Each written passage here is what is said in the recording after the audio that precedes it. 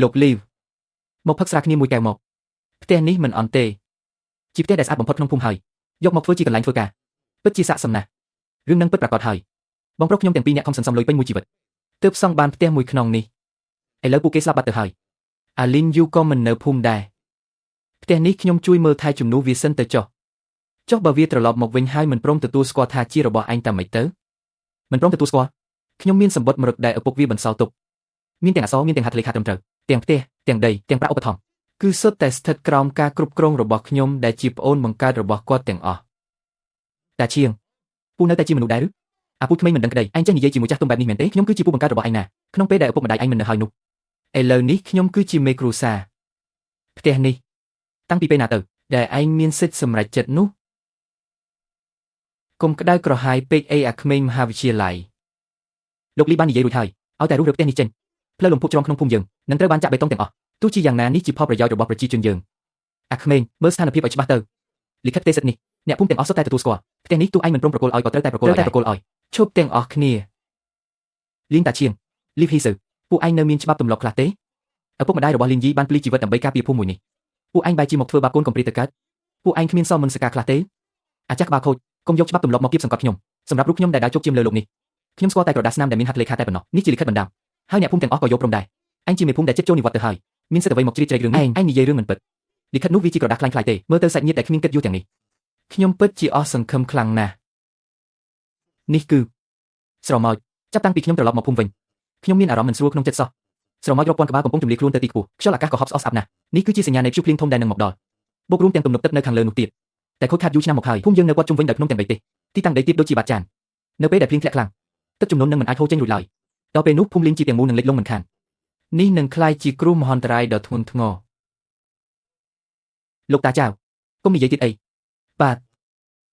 អ្នកទាំងអស់គ្នាចង់បានផ្ទះនេះខ្លាំងម្ល៉េះយកផ្ទះនេះទៅចុះនោះជាឫសគល់ដែលឪពុកម្ដាយឯងបន្សល់ទុកឲ្យណាប៉ុន្តែផ្ទះនេះខ្ញុំឲ្យអ្នកតែខ្ញុំមានលក្ខខណ្ឌមួយលក្ខខណ្ឌអីខ្ញុំនឹងចេញលុយ30000ដើម្បីជួលរូងភ្នំចាស់នៅខាងក្រោយភ្នំនោះរួមទាំងដីទំនេរនៅជុំវិញនោះផងដែរក្នុងរយៈពេល30ឆ្នាំបាននិយាយពាក្យណាពាក្យហ្នឹងលោកមេភូមិចៅថ្ងៃនេះលោកនៅទីនេះ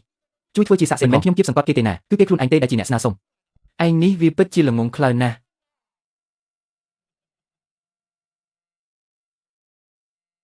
រំខានលោកហើយលោកតាចៅលីងយូអើយចាប់ពីពេលនេះទៅភ្នំនេះជាកម្មសិទ្ធិរបស់អញហើយលីងយូយប់នេះស្នាក់នៅទីនេះសិនទៅយើងនឹងរៀបចំពិធីអបអរសាទរមួយហោរ៉ាហ្វាងវានឹងក្លាយជាមឈូសរួមសម្រាប់ពួកអ្នកក្នុងពេលឆាប់នេះ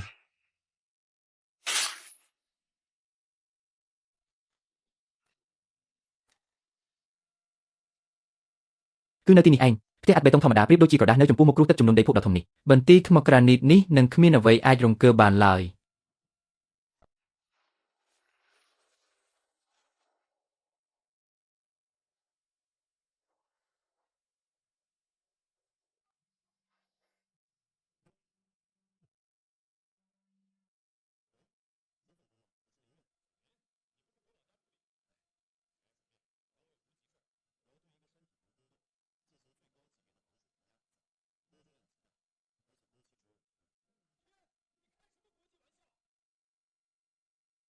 សូមជួយចុច like ចុច subscribe និងចែករំលែកដើម្បីគាំទ្រដល់កម្មវិធីមីងយើងនឹងដែរនាង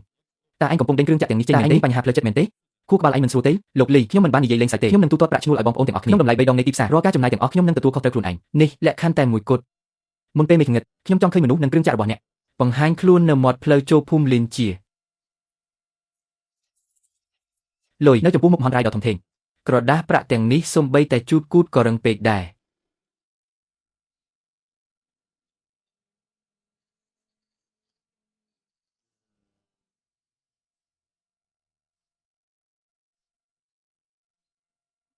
លីដាឈៀងមិនមែនអញប្រាប់ថាក្មួយប្រុសឯងជាពូកូនបញ្ជាអានតែសិភើទេទៅយកក្រុមវិស្វកម្មពិសេសពីក្រុងមកដល់ទីនេះបានយ៉ាងណាអាពូកូនឆ្កែនេះវាទៅរកលុយមកពីណាច្រើនប្រហែលជាយកប្រាក់សំណងរបស់បងខ្ញុំទៅចាយវាខ្ជិះខ្ជីអស់ហើយលីយូណែណាចាប់ផ្ដើមការងារលោកលីពិបាកបន្តិចហើយណាកន្លែងហ្នឹងមែនទេទីតាំងពិបាកចូលណាស់ពួកយើងរៀបចំភ្លើងបំភ្លឺឲ្យរួចរាល់យប់នេះយើងត្រូវធ្វើការទាំងយប់រៀបចំភ្លើងឲ្យរៀបស្មើជាមុនសិន4ថ្ងៃនេះខ្ញុំឲ្យកម្មករធ្វើការ24ម៉ោងជាប់គ្នាដោយគ្មានឈប់ថែមទាំងឲ្យពួកគេដាក់ដែកថែបការពាររញ្ជួយដីនៅខាងក្នុងជញ្ជាំងទៀតចាក់បេតុងកម្រាស់20សង់ទីម៉ែត្រពេញមួយជាន់ជាប្រភេទបេតុងកម្លាំងខ្ពស់កម្រិតយោធារន្ធខ្យល់ត្រូវតែឃុំនៅខាងលើឲ្យចិត្តល្អទៅបំពង់ទឹកទៅកាន់ប្រភពទឹកក្រោមដីធ្វើបែបនេះ ខ្ញុំនឹងមានទឹកស្អាតប្រើប្រាស់និងប្រព័ន្ធការពារដែលសំខាន់បំផុតនៅពេលដែលទ្វារធំត្រូវបានបិទទោះបីជាយកគ្រាប់បែកសាប៊ូនមកបំផ្ទុះពីខាងក្រៅក៏គុំសង្ឃឹមថានឹងអាចបំបែកវាបានងាយដែរ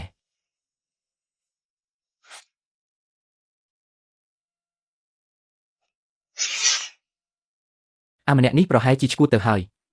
មកសាងសង់ភ្នូរនៅកណ្ដាលព្រៃភ្នំបែបនេះថែមទាំងទិញអាហារច្រើនដល់ថ្នាក់នេះទៀតគិតចង់ទៅសម្រាកសមាធិក្នុងនឹងរឿយ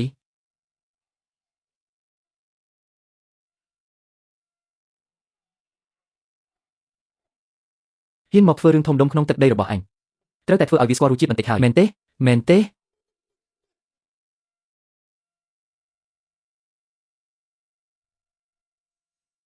មានរឿងអីហ្នឹងហេតុអ្វីឡានខាងមុខមិនព្រមទៅមុខឆាប់បើកចេញទៅបើខូចការងារគេពួកអញសុំគេរួចទេលោកវិស្វករលីមែនទេសុំទោសខ្លាំងណាស់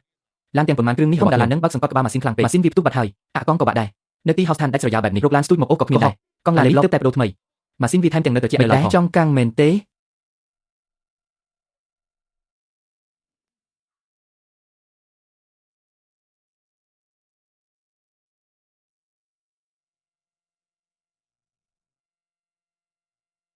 ចូលមក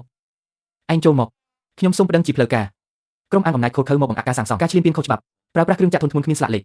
ហើយឆ្លៀតឱកាសកេងប្រវ័ញ្ចនរណានៅទីនោះបងប្អូនយើងទាំងអស់គ្នាលោកលីឲ្យអ្នកទាំងអស់គ្នាសម្រាប់នៅទីនេះសិនទៅត្រឡប់ទៅឡានវិញសម្រាប់បន្តិចសិនអាពូជក្មេងស្ទាវអញស្មានថាអញជានរណាជាស្ដេចឋានស៊ូបមែនទេ2 ម៉ោងហើយថ្ងៃនេះអញនឹងទុកឡានចោលនៅទីនេះ2 ឆ្នាំឲ្យមើលថៅកែ1 ម៉ោងកន្លះហើយណាលីងយន្តប្រកាសជាអស់ផ្លូវដល់ហើយកុំនិយាយលេងសើចអីថៅកែមានរឿងអីមានរឿងស្អីទៅកុំភ័យអីគេគ្រាន់តែជីកកាត់ទេអ្នកណាជាលីវដាហ្វូលោកមន្ត្រីគឺខ្ញុំនេះហើយមានការយល់ច្រឡំអ្វីមានគេរីកាតាមឈ្មោះពិតមកប្រាប់ខ្ញុំអ្នកកំពុងបើកអាជីវកម្មខ្សាច់ខុសច្បាប់ជាប់ពាក់ព័ន្ធនឹងក្រុមបងធំបង្កភាពអសន្តិសុខនិងតាំងមានគ្រប់គ្រាន់ហើយនាំខ្លួនគេទៅប៉ុស្តិ៍ភ្លាមសួរចម្លើយពេញមួយយប់មានក្នុងបង្អែកនៅពីលើណាអញស្គាល់លោកអធិការវាងលីងយុនខ្ញុំនេះឯងអាមេរ៉ុបចាំមើលសិនទៅកុំតន់លោកលីងខ្ញុំទទួលបានលុយរួចរាល់ហើយការងារសាងសង់ធ្វើតាមតម្រូវការលោកទាំងអស់ថែមទាំងធ្វើលើសកម្រិតទៀតផងបងប្អូនយើងដកខ្លួនចេញទៅតែខ្ញុំសូមនិយាយពាក្យចេញពីចិត្តមួយម៉ាត់ចុះលុយ780000ដែលលោកចំណាយនេះនៅក្នុងព្រៃជ្រៅដាច់ស្រយាលនេះសាងសង់របស់ឈួតបែបនេះតើដើម្បីអ្វីទៅ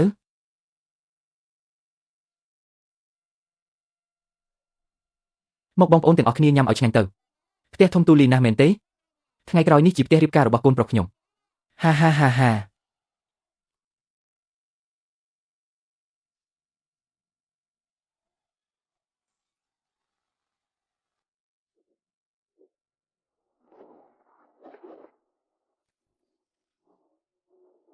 ភ្លៀងធ្លាក់មកហើយ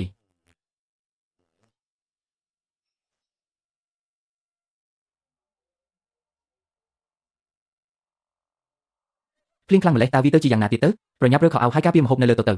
ប្រញាប់ធ្វើអីភ្លៀងខែវស្សាធ្លាក់លឿនហើយក៏លីលឿនដែរចូលទៅក្នុងផ្ទះវិញទៅយើងញ៉ាំបន្តទៀតផ្ទះថ្មដ៏ធំនេះរឹងមាំខ្លាំងណាស់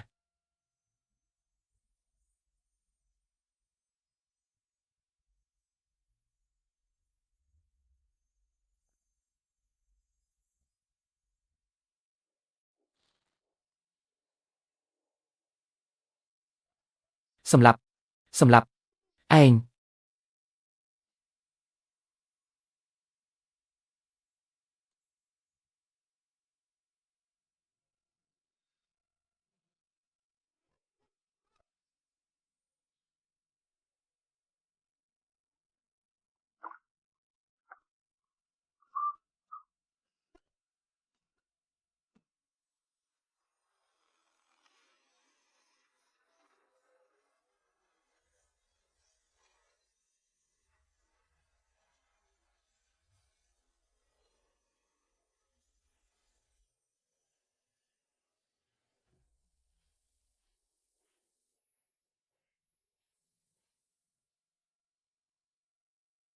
អ្វីទាំងអស់សុទ្ធតែដូចអ្វីដែលខ្ញុំបានគណនាទុកសីតុណ្ហភាពចុះទាបបន្តិចហើយ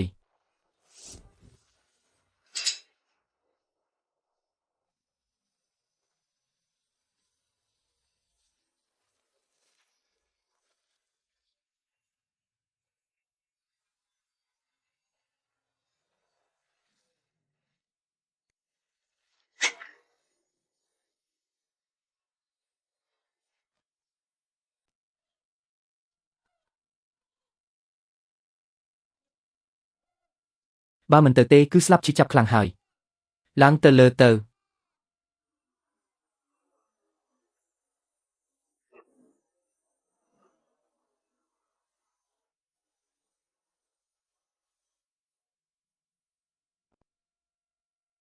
យកផ្ទះចិត្តលិចទឹកនោះមកដូរយកបន្ទាយដែលការពារជីវិតបានអាលីយួនអាពូកែរវស៊ីលើគំនរទុកនោះសម្រុកឡើងទៅបង្ខំឲ្យវាបើកទ្វារបើមិនបានចូលទេយើងទាំងអស់គ្នាត្រូវស្លាប់ហើយទាំងអស់គ្នាតាមខ្ញុំឡើងទៅវាបំបែកទ្វារចូលទៅនោះជាដីរបស់ផ្ទះត្រកូលលី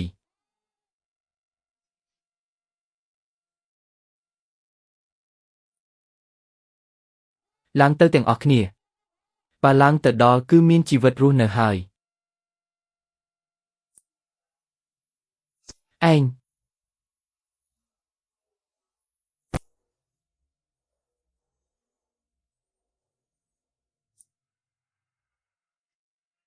លីយួនបើកទ្វារសូមមេត្តាបើកទ្វារឲ្យពួកយើងផងយួនអើយកន្លងមកបងមិនដែលប្រកាន់អញទេបើកទ្វារឲ្យពួកយើងទៅនៅខាងក្រៅនេះស្លាប់មនុស្សអស់ហើយ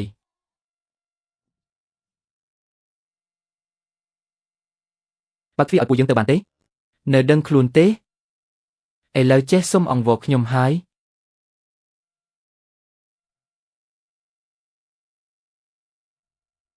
អាម្នាក់នេះវាចិត្តដាច់ណាស់វាចង់មើលយើងងាប់ទាំងរស់តែឈៀងពួកយើងគ្នាច្រើនដល់ថ្នាក់នេះគុំបង្អង់វាបំបែកទ្វារនេះចោលទៅ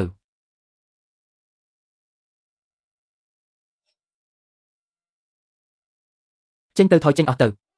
លីងយងបើអញមិនបើកផ្លូវរស់ឲ្យពួកយើងគុំបន្ទោសថាអញវាបំបែករូងកណ្ដុររបស់អញឲ្យសោះ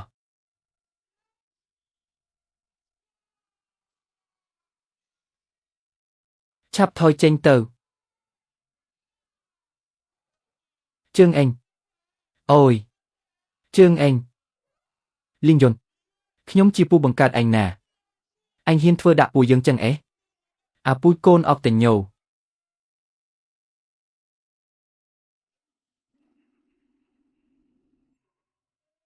វាបំបែកវាឲ្យវាបំបែកកញ្ចក់នឹងចោល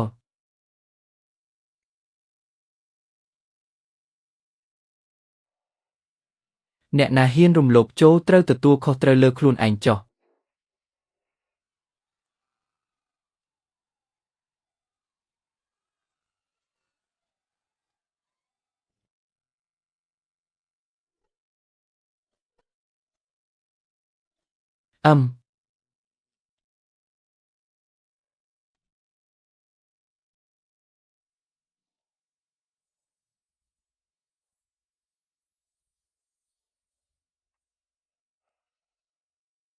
លោកម្ចាស់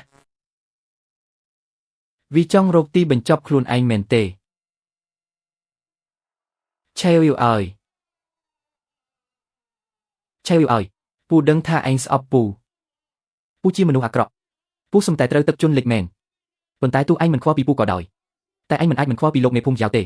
ពេលដែលឪពុកម្ដាយឯងទើបតែស្លាប់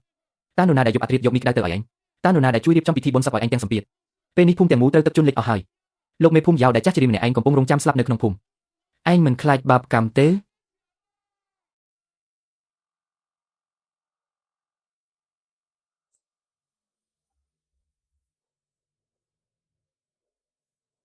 ខ្ញុំ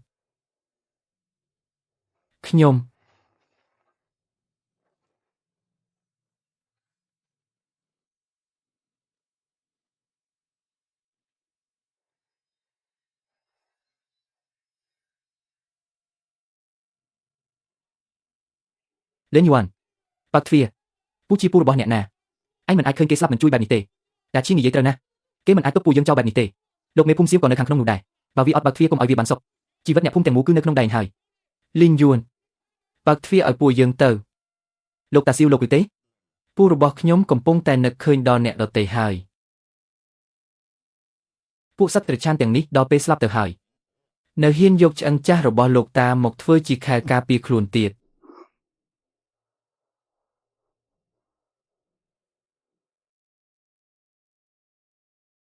វាមិនអាចទៅរួចទេអត់ទេមិនបានទេមិនអាចទេ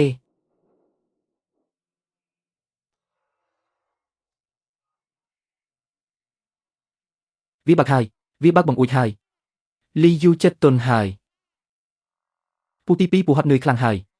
លោកតាចៅខ្ញុំបាននាំគាត់ចូលមកតាំងពីម្សិលមិញម្លេះមីនេះឆ្ងាញ់ណាស់ស៊ុបខាប់ទៀតចំណែកពួកឯងក៏ត្រាំខ្លួនក្នុងភពបន្តទៅចុះ